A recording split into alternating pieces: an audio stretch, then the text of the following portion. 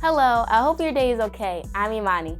Today I'm going to be introducing you or reintroducing you to the art of building and painting miniatures.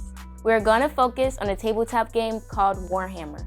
According to Owen Duffy, Warhammer is a tabletop battle game where players collect forces of miniature plastic models, all with different stats and abilities, and use them to play out clashes on a tabletop battlefield.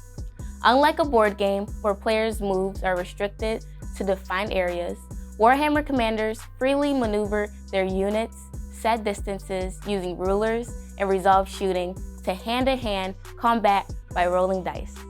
As someone who is not new to painting miniature scales, but is new to painting Warhammer miniatures, there are a couple rules I have to follow. Prime your miniatures before painting. This will help the paint adhere better and make the finished product look better. Use thin coats of paint when painting your miniatures.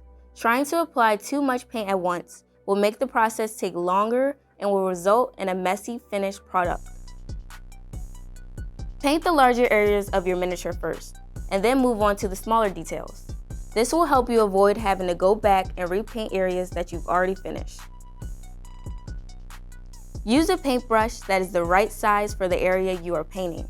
A too large brush will not allow you to be precise, while a too small brush will be difficult to use and will take longer to paint with.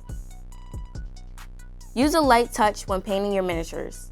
Applying too much pressure will cause the paint to streak and will not look very good. Have fun with your miniature painting. Experiment with different colors and techniques to see what works best for you. Thanks for tuning in. That's all I have for everyone today. All new hobbies take practice, so don't give up.